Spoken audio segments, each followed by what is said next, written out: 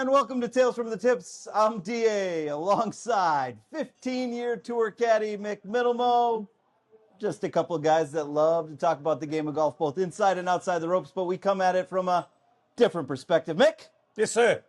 I think we found a straggler.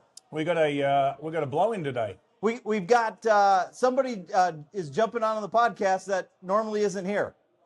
Occasionally. No, he's been here occasionally. Right. I think this is his third official appearance on the podcast.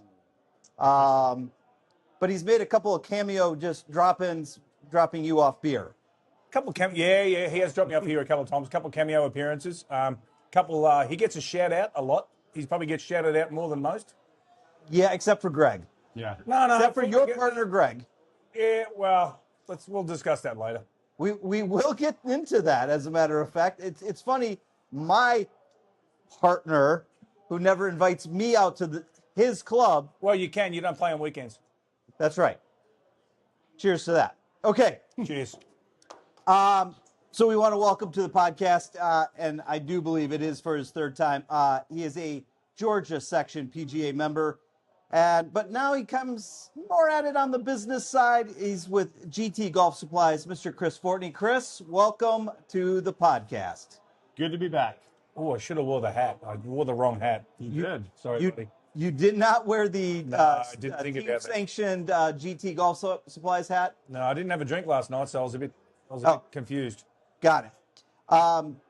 Okay, gentlemen, I got notes today. You got lots of notes. Do you? I got lots of notes. How many great pages do you have? It's a book. It was 18 pages when I printed it. It was not. Liar. 17. How long is this podcast going to go for? Like 2 days? That's right. We got a lot to talk about. I'll shut up. You move on. Chris is here to discuss some really cool things that he saw down back in January at the PGA Show in Orlando. So we want to give some listeners some of the things to look at, the newest stuff that's coming out, some of the things that are the next wave in the game. So Chris is going to share some of that. We're going to discuss Hideki's collapse at the Waste Management, allowing Chris. Oh, we've made a rule that we won't use the choke word. Nope, that was a joke. You were just coughing. Was a joke, though. Okay. Allowing Chris Gotterup to secure his second win of the 2026 season on the first place hole. That's his fourth win, fellas, since last summer. Yeah, he's going okay. So I'm going to pose the same question to Chris as I posed to you a couple weeks ago after his win in Hawaii. Guys, Patrick Reed wins again on the DP World Tour. That's a first T2 first in 3 tournaments. On fire. I'm going to let you guys weigh in on Rory's chances to win the race to Dubai. And then, guys, I'm going to ask you, did you see the new marketing from the PGA Tour regarding the Players' Championship? Yes. We're going to get into something that Mick teases me about a lot. I actually have somebody now on my side. Yeah. You don't really. And so, if you start to agree with him, gentlemen, we also will touch on what is happening right now. Ryo Hitsasune with a lead at 10 under out at Pebble Beach. We'll talk about the Pebble Beach Pro-Am, and we'll give our picks.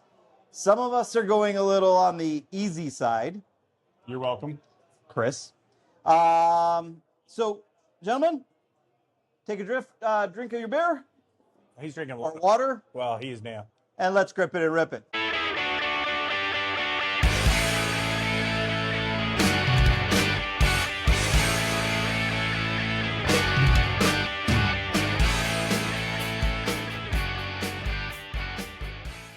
Okay, notes time.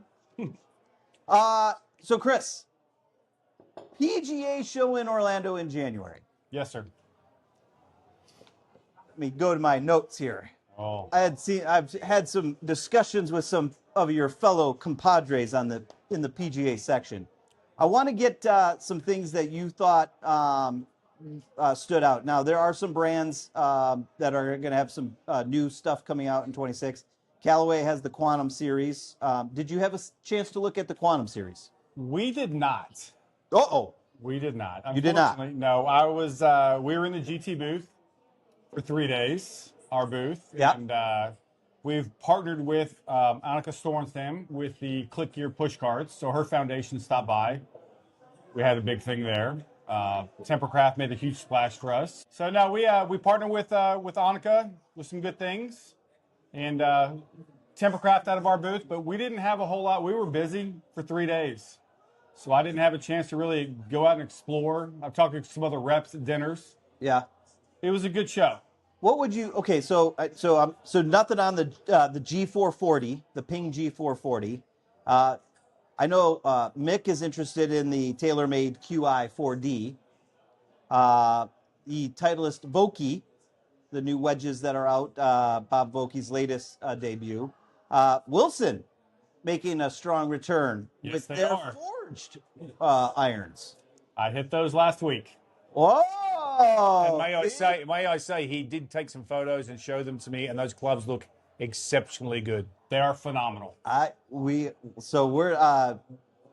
curious to hear your input on that, because a lot of our group that listens to this podcast would be interested in those high-end forged clubs. He did tell me. He's already told me they're his next set of irons. Whoa! They come out in 2 weeks. You already got your order in. Grizzle's in the building. It's close. Okay. Close. So the Smart Golf Ball made its debut.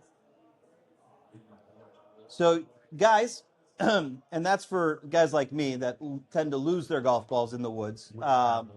They have a chip in them that allows you to locate the golf ball from your phone. So I guess it just saves you on trying to go find them. Now, I'm not sure what the cost is going to be on these, but That's called cheating, by the way. that's called cheating when the ball's in the woods. Yeah, and you need something to find it that's not you. That's called cheating. Oh, that's cheating. Because then what happens when you find it? So then what happens when you find it? You're allowed to hit it from there? Well, wouldn't you have to play it where it lies? Well, then that's the point. You've had an outside influence to help you find it. I don't think this is going to be tour legal. Oh, I'm just saying, it's still cheating. Don't care. So Mick has declared the new chip ball illegal. Fact, Should it not be universal for every golfer, whether you're on tour or not? not using it. Well, that's what they always say, but now there's also, let's get back into the rollback of the golf ball, and they're talking about possibly just rolling it back for the tour players when it first rolls out and not amateurs. So how does that conform to that standard? Yeah, I don't have an issue with that. Okay. Well, that was one that I had highlighted. I thought Mick would like that one. Nah, it's crap.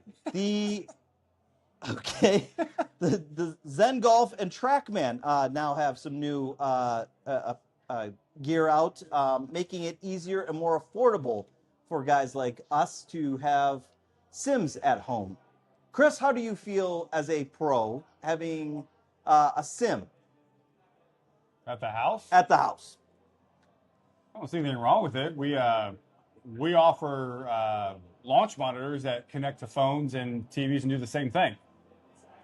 So you like the sim? I'm not opposed to it. Mick, I think Mick. Where do we stand on this? Simulators? Yeah, I've been in one once. yeah. I'm old school. I don't think you get the real feel for what's going on. No. So, there's a lot of guys that are just going to be hitting golf balls in the winter and not really. It's the same, no different than when you're up north hitting in a net all winter. I mean, I get it, and I understand you can have certain speeds and you can hit your club certain amount of distance indoors on a simulator and say, but how many times do you bring that actually to the golf course?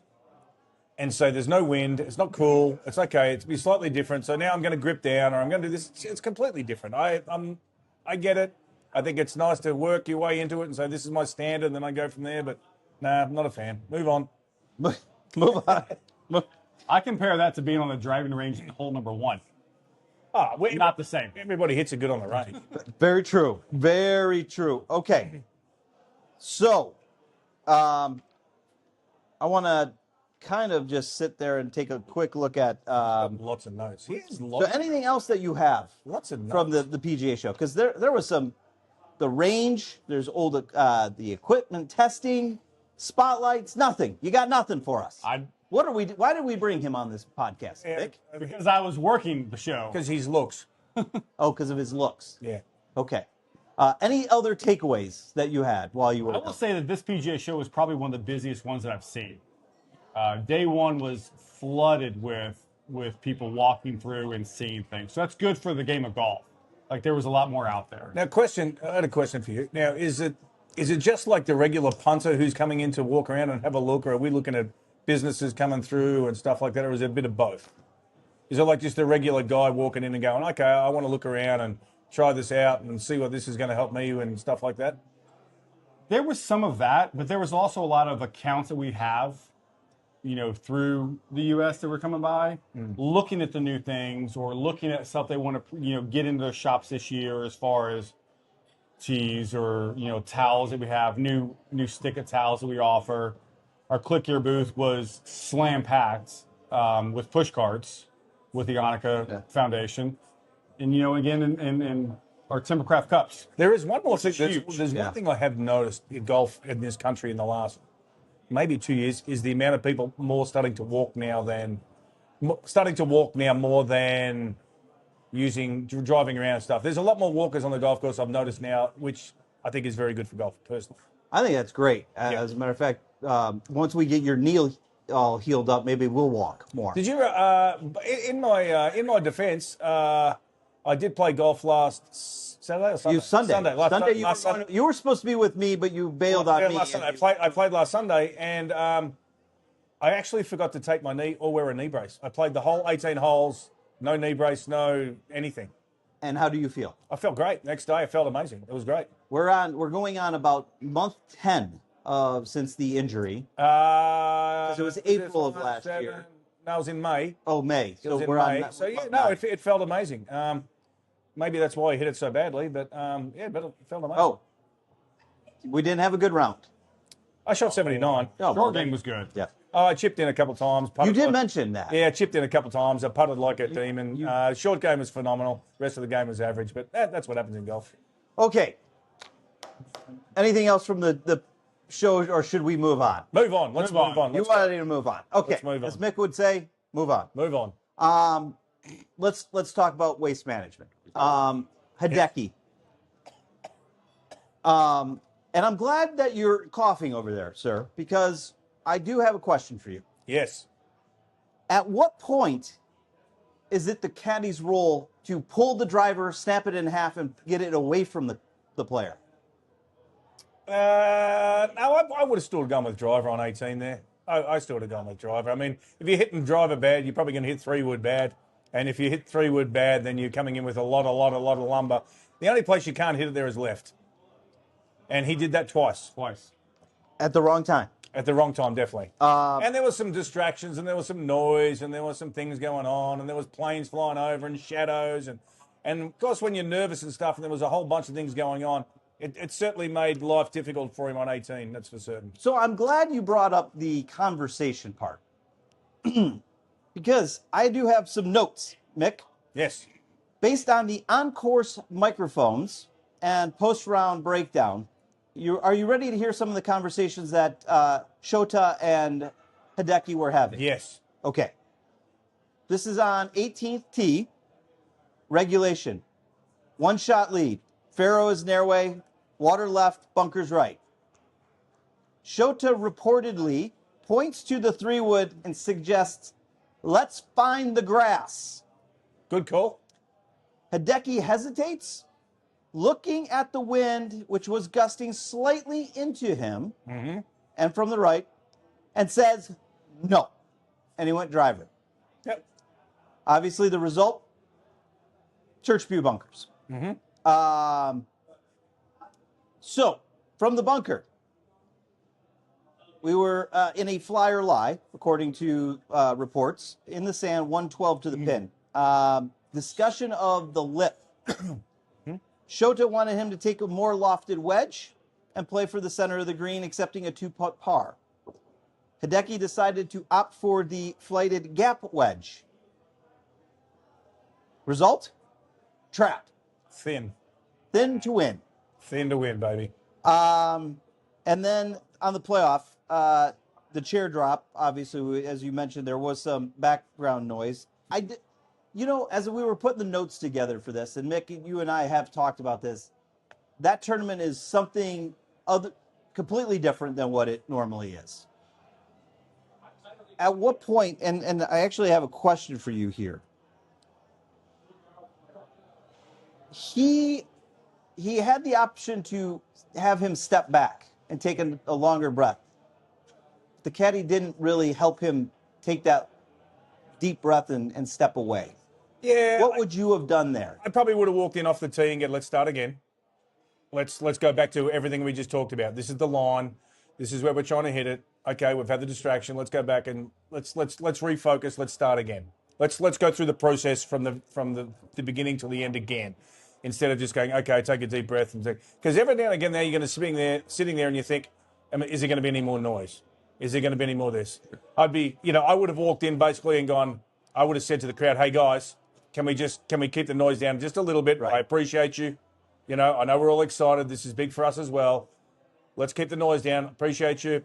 Talk to the player. Go, okay, let's go. Let's refocus on what we're doing and then start again. And by doing that, you're actually buying more time for the player to relax. 100%. So, and Shota is not a new caddy. Him and Hideki have been together a long time now. Mm-hmm. At what point, though, do you, as a former caddy, look at the role that Shota played in the collapse and say, okay, here's where he made his mistakes? That's where that was the main mistake, where he should have walked in and just gone, okay, let's regroup, let's start again, let's refocus. Okay, you got the wind. It's coming in from here. This is our line. This is where we need to be.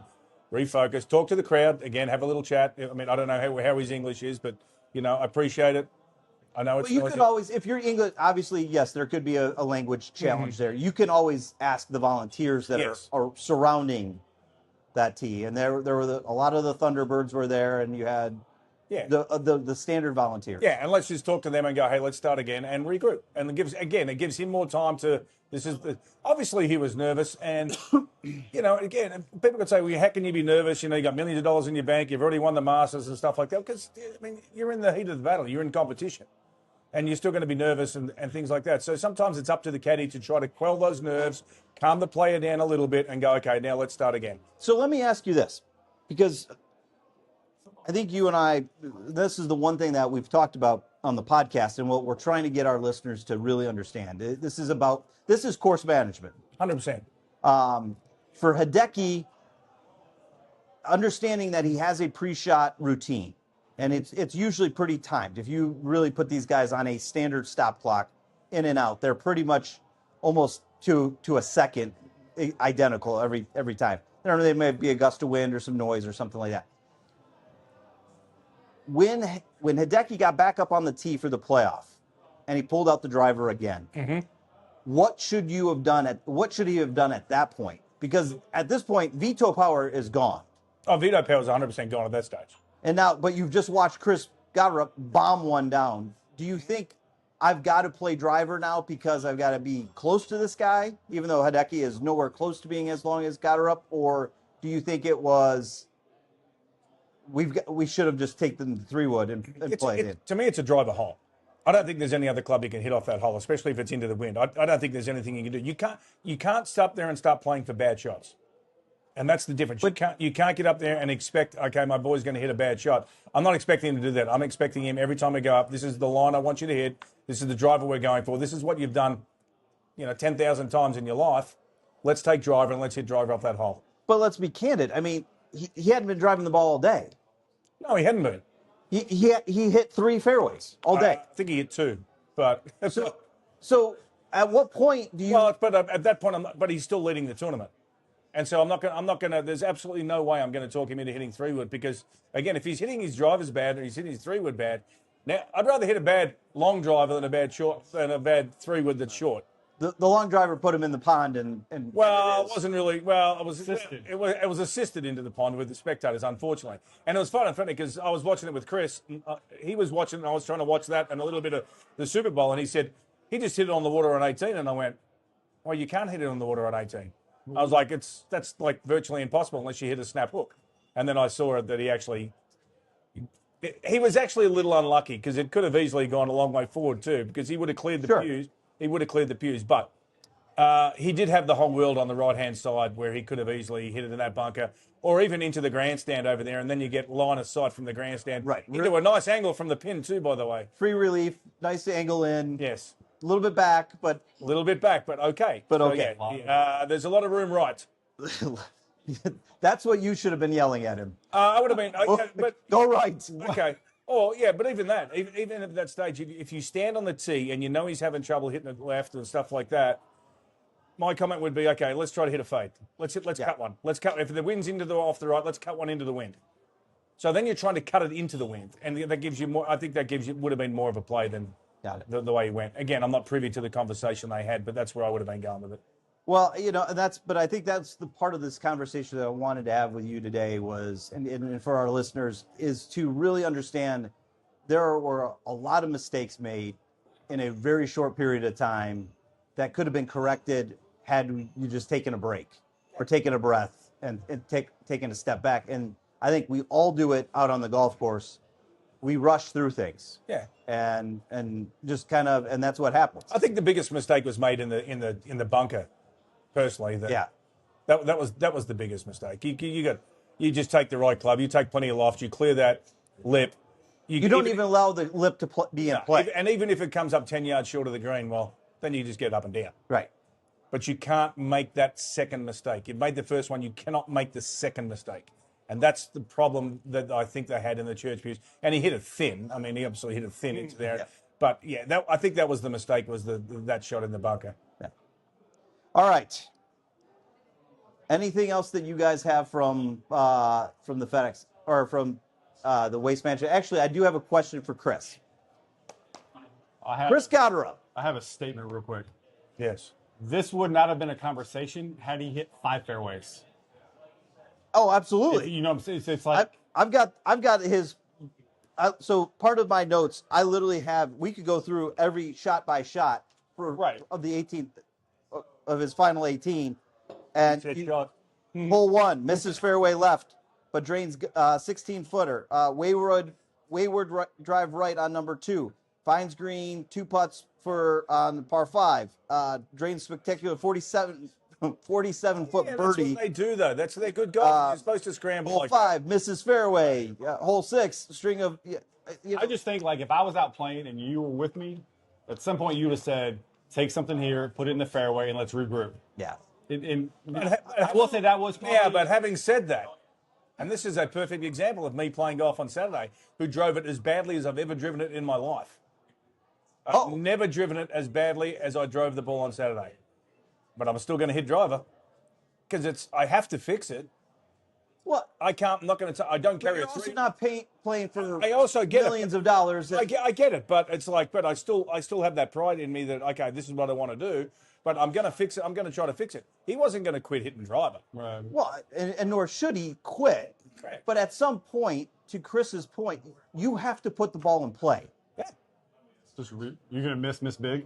Miss big. Yeah. Just miss big. If you're going to miss big. Well, he missed big, and he lost. Well, he lost because of the second shot he hit out of the bunker. And Chris Gotterup is a 2-time winner. So, Chris, my question to you, sir, is Chris Gotterup now a star on the PGA Tour? Just say as yes. He rolls his eyes over there. Just say yes to make him happy. How about I say he's trending in the right direction? Great answer. That sounds like a very familiar answer that we heard. A great answer. No, I mean, so we talked about this during the final round. Great it was a answer. Great final round. Watching the top doing its thing, watching Scotty doing his thing. Like, everybody's kind of meshing. I think, yes, he is playing great golf. Great answer. But the superstar, no. He's won 4 times on tour. No. I'm not going to knock what he's done because he's done it. Right. But I'm not going to say now he's not a Rory. He's not these guys. But, yes, he's going in the right direction. Twin Peaks is the best in the game. Here, your favorite drafts are poured at a frosty 29 degrees, and rare barrel-aged whiskeys are served just the way you want them. It's bigger game days and bolder fight nights. I mean, where else can you find a scratch kitchen that always comes in clutch every day from lunch to late night? Only at Twin Peaks, the #1 sports bar. Twin Peaks Scratch Kitchen scores every time. Dig into hand-smashed burgers, chef-inspired flatbreads, and more at your local lodge. Okay. That's all I wanted to know. How many wins on tour do you have to become a superstar? How many wins? Yeah. Whew. I think you have to be in the conversation on most weeks when you're teeing it up. What sort of answer was that? Well, you're not going to win every week. James, They could talk to you. how many wins do you have to have on tour to be classified a superstar? We're bringing, so just for the listening audience, since the camera is, No, so far, like in your career. we've brought James Porcello in from Twin Peaks, James says 10. 10 wins. So he's 6 away from being a superstar. So he's 6 away Thank from you. being a Thanks, superstar. mate. Okay. 28. Yeah, just wanted to stop him like dribble. Race to Dubai. Patrick Reed wins again on the DP World Tour. I got a question for you. Yeah. And I know you guys are going to go, Dave, DA, it's February. Calm down. But He plays well over there. There's less. Rory there's less is cameras on him. chasing Monty for the 8th. His 8th. Yes. Patrick Reed's performance so far, though, guys, a win, P2 win. He currently sits with 2,259 points. Rory is in 31st place with 269 points. It is February the 12th. Does Rory catch Patrick Reed for the race to Dubai? Take over there, Chris. If Rory was listening right now and saw this, he would say, "Hold my beer," because he will overtake Patrick Reed in a heartbeat. So Chris says yes. Mick? Absolutely, 1,000%, if you can say that. Call Vegas. 110%. You're giving him 110%. 110%. Yes, he's going to catch him. He's He's going to play more events, and Patrick Reed will get caught doing it. No, anyway, He's going to go backwards. 100% he'll catch him. Okay. I unfortunately agree with these two. Yep. So does my household. So that's just, And- and may I add, Jenny, who is madly in love with Rory McIlroy. Madly in love. I was really hoping I guess that I'll one have of to you take guys her. would have said no. There's no 'Cause way I have Patrick plenty of Reed can pull notes. that off. Who in their right mind is going to cheer for Patrick Reed anyway? Why didn't He's you a say you're villain. cheering for him? He's a villain. I didn't say you're cheering for him. Yeah, even if I did, even if I liked him, the answer would be no. He's a Let's villain. be honest with it. Like, He's the whether Joker. you like him or not, I think it's too early for a Patrick Reed to hold off that caliber of player. Well, who's just gonna come but back. he's going to play more events than Roy too, because that's the only place he can play at the moment. Well, I was going to say that's Right. the only place he can That's play. the only place he can play at the moment. So there is that. It's actually a really good conversation to have because there is a lot of points on both sides for there's no way a 2,000 point deficit has never been overcome. By the way. Yeah, but understand one thing about the 2,000 point deficit.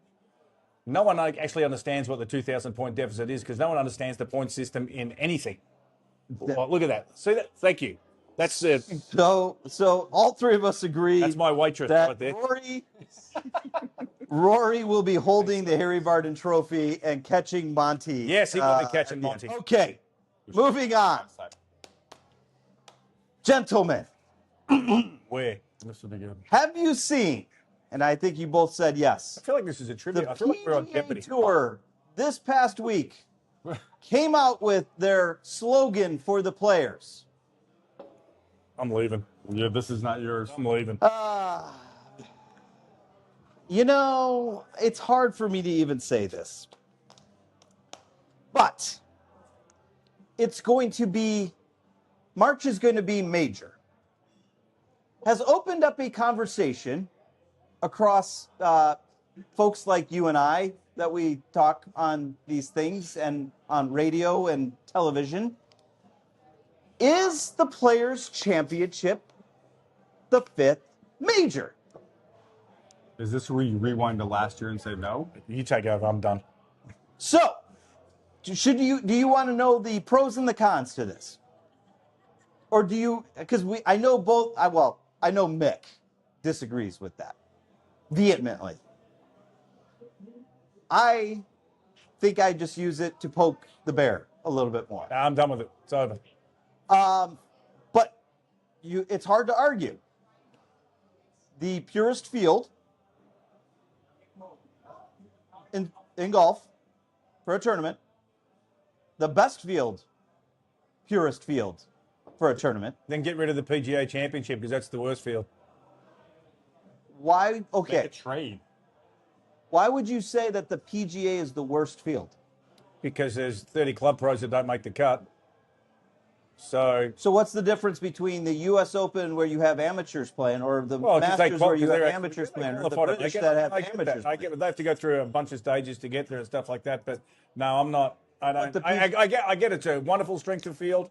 It's a fantastic event. It's a great golf course. But no. So tradition. I do want to ask, okay, Chris, as a second PGA pro, I wasn't going to talk about that. How do you feel about him saying that they need to fix the PGA Championship? I think you're just saying make a trade for the tournament. If you're going to take a good one here and get rid of one over here, correct? So it's still 4. Well, no, DA was talking about strength of field, and what's going to be what's the best major? Well, obviously, what's the best strength of field in any of these majors? I would arguably say that the Masters is the 100%. Is the best. Right. 100%. Now it's an invitational. Mm-hmm. So, but it's a major. And but what's it the is second best one?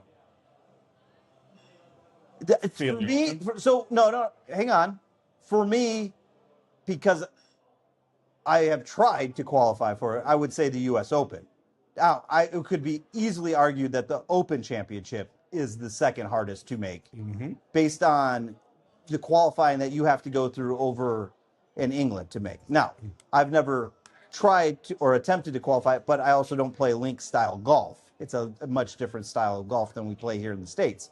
The U.S. Open has become much tougher to qualify.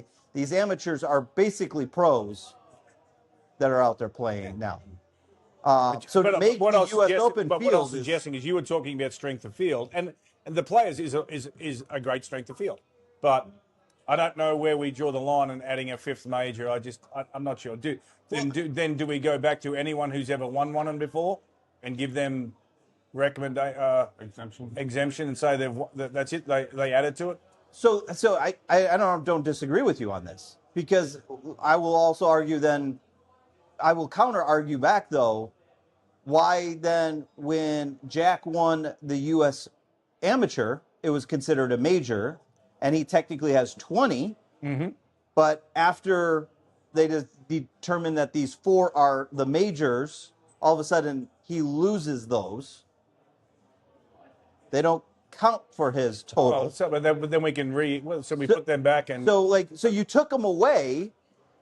You could add them. I don't like that. I'm a historian of the game. I think at the time, the U.S. Open and the Open Championship were majors because there weren't the PGA of America. There wasn't the.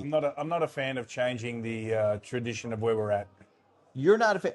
I agree with you. I don't think adding a 5th major is the right thing. You look at, I mean, obviously just look at the women. Then when you're talking about strength of field, well, then we can go to the invitational events or the like Pebble Beach this week. It's 70-something players, and then we make that a major as well because of strength of field. I think honestly, and I've been hearing all the debates, and we're not going to bring up the one guy that really kind of kick-started this conversation. Oh, Brandel Chambly. You brought him up. I didn't. I love Brandel. Because this is all he's trying to do is get his name out there. That's what he does.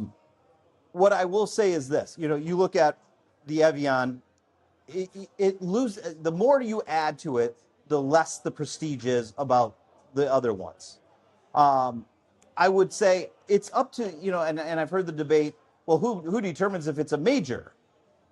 Well, it's determined by the players. Yeah. If a player is going to spend more time getting ready for a specific tournament, and we hear about it, game planning for the Masters, game planning for the U.S. Open, getting ready for the British, like all these things we hear about. You don't hear about guys getting ready for the players. Well, yes and no. Yes and no. And I can tell you as a caddy, it's on your radar very quickly early in the season if you got a player who's playing in the Players' Championship. 1, because of the money. I was going to say purse size. 2, because of the money. And 3, because of 1 and 2. So, yeah, so there is that. Does it have a feel of a major when you're there? Yes. It does have the feel of a major when you're playing it because, again, purse size, your coaches are there, your psychs are there, the crowds are there. It's a great golf course. You've got incredible finishing holes. So, yes, it does have a major feel about it. Would I classify it as a major? And I'm still going to say no. And you and I, we agree on this. That's the fun part about this. I tongue-in-cheek call it the 5th, and then obviously the Tour Championship, the 6th major. That's more for my own comedic input on my end. But no, I agree. But I think it comes down to, are the players getting ready for it? And you know, and I forgive me if I don't care about if 3 or 4 players from LIV can't make it because they've gone and played on another tour. I'm sure there's guys on the Asian tour and the South American tour and on the DP World Tour that should be playing in it that unfortunately haven't been able to qualify. So, you know, you can take that part and shove it, to be candid. Shove it. Wow. All right. Since we're all on the same page on that one, let's turn our focus to Pebble Beach. This first signature event of the season. Fellas, Should be a major then. $20 million purse. $20 million. American. Chris, Oh, American dollars. Chris. let me ask you this. As a section pro, do you see how much pressure see how much pressure is on the guys to keep their cards with this becoming a signature event? Does that change the vibe on the range, do you think? What do you mean? It's like it's easier to keep your Well, it's harder to keep your card, but it's easier if you're in these signature events. Of course. All right, but I would say if you're in any tournament, you're going to prepare the same, right? You're not going to go out somewhere like, oh, this is not this one. I'm just going to hit this way. So I don't think there's any pressure. I think it should be the same pressure year round. Okay. Didn't like that answer. No, no, I like it. It's a good it's really these are the questions that really the context of it is where do the pros, you know, what these tournaments are a lot tougher. Right. Obviously dealing with a bunch of amateurs while you're out there at 5-hour rounds. I mean, obviously 6-hour round. we're still right. Mick's got stories. I wish it was a 5-hour round at Pebble Beach. Never had one ever in my life. You were always a 6-hour round or longer. And then some. What was the most frustrating part about that? Nothing. There was nothing frustrating about it. They're just long days. It's like you're playing with amateurs. You know, a lot of the time when I was paired with Bill Murray for 2 years, so you know you're going to get the crowd and you're going to get his interaction. So it's just you've got to prepare and know that it's going to be a long round. You don't turn up to Pebble Beach thinking you're going to play 4.5-hour rounds of golf. You know it's going to be 5. It can be 6. It can be longer than 6 hours. If the weather's bad, it can be longer than 6 hours. So, and if you watched the weather yesterday when it was blowing 60 miles an hour yesterday in the practice rounds, and there was guys on 7 hitting golf balls over their heads and stuff like that. So you know that if the weather is really, really bad, you're in for a long day. But you've got to mentally prepare for that. It's just this is not a normal round of golf. Now, having a $20 million event in a Pro-Am, okay. It's a little tougher. Good. Adds an extra challenge. So let me ask you this. Don't complain that you're playing in a Pro-Am for $20 million. Right. You'll be okay. That's your takeaway? Yeah, very much so. Let me ask you this. What are each of you looking forward to this week at Pebble Beach? What are you looking for, and what do you expect to happen? No, you go ahead. I want bad weather. You want bad weather. Well, it's beautiful out there right now. I know. I wanted wind. Conditions. I wanted wind and rain, and I wanted them to see them battle and struggle, and yeah, that was. That might help Scotty at this point. Yeah, he's got off to a couple of slow starts now, but yeah, I like every now and again I like to see them play in the elements and go, you know what? Because Pebble Beach, 2 good days of weather and then turn because it around. Pebble Beach, when it blows hard over there and it gets windy and wet and cold, is not a great fun place to be. What is since I've never been out on what is Spyglass like? I've never been a huge fan of Spyglass, to tell you the truth. I think it's okay. I think it's an okay golf course. I've never been a huge fan of the layout, but again, it's prestigious. There's some funky holes there. Again, it dictates the greens too. I mean, these greens at Poana, they get very wet, they get very soft, they get very, very bumpy by the end of the day, and they can be very, very hard to putt on. But again, if you're playing for $20 million, I'd be putting in the parking lot. So let's. You're putting anywhere. Yeah, anywhere you want. Anywhere you want. Anywhere you want. Sign me up. Chris, you're just gonna shake your head. You know what the answer is. I might know, but the listener doesn't know. Good. Scotty. You're watching Scott. Well, Scotty's not having. He's struggling coming He in wasn't here. having a good one last week either. Right.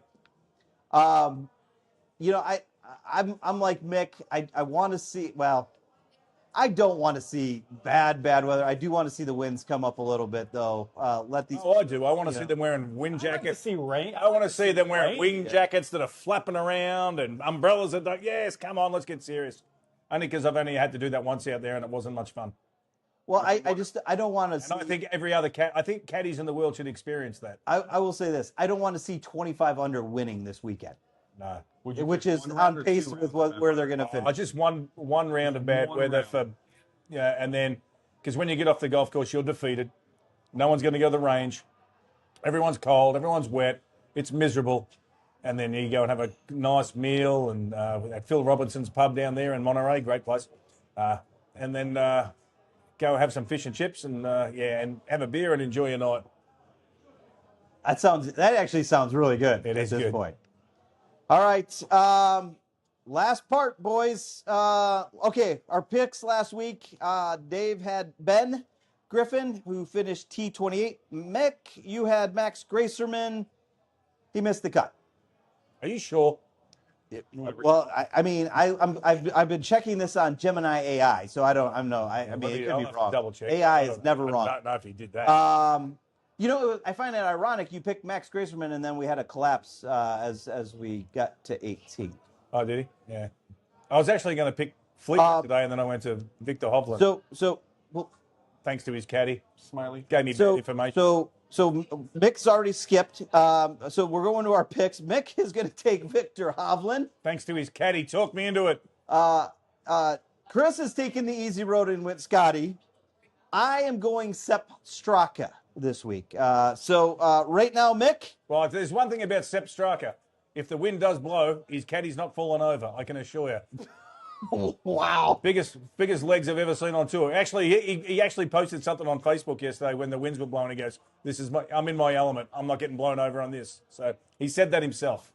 Well, our race is tight now with your missed cut and my T28. I lead slightly, 103.5 to 92. But check this out. we are a long ways. I actually have the stats right there. Yeah, like Just that so doesn't you mean- know. I can print out stuff too and make it look good. He just doesn't trust me, ladies and gentlemen. Last bit of news. Tiger Woods' son, Charlie Woods, announced he is verbally committed to Florida State University to go play golf. How much NIL money is he getting? That's a great question. How much NIL money is Charlie Woods? Because you know he's getting some. What you would think. Because his dad's cheap. Whoa. Sorry, Tiger. I'm not. I do appreciate the quote from the Falcons announcer and ACC legend Wes Durham. Wes Durham, good man. It's a good thing that Tiger kept the ACC rivalry alive with the Stanford Cardinal and Ooh, I Florida like that. State Seminole. I like that. But yes, I was wondering about the NIL, that he gets some money to go down there. Gentlemen, anything else? You need it. Oh, no. It's been a big week for Atlanta sports again. It's been a tough week for Atlanta sports. Schwanback, he gone. We One of our linebackers, he gone. oh boy. For a while. Well, Chris, thanks for joining us. Good to be back. Thanks for Grizzle for sitting in the Chris background there. hanging out in the background. Grizzle's hanging out in the background. Porcello hanging out with us. He gone. We want to thank our friends at La Cima Restaurant Group, Twin Peaks here in Kennesaw, Georgia, for having us. 29-degree beer. Get on it. Thanks for teeing up with us. If you're catching us on YouTube, make sure you give us a like, hit that subscribe button, drop us a comment, let us know how we're doing. Do appreciate all the comments that you're making on the shorts. You can find every episode where you find your favorite podcast: Apple, Spotify, YouTube, and now we are available on iHeart Podcasts. Just search for Tales from the Tips under podcast. Give a like, subscribe, hit the plus button, do whatever you got to do, and enjoy. Mick, Yes. you can find us on all the socials: Instagram, X, and TikTok. Mick's favorite TikTok. And you can always catch this event live on the Twitch. Hope everybody's enjoying. Say hi to everybody. Gentlemen, it's going to warm up again, I think. Yes. So- Playing golf on Saturday again with Grizz. Keep your drive straight, your putt short, and your scores low as we tee it up on Tales from the Tips. We'll see you next time.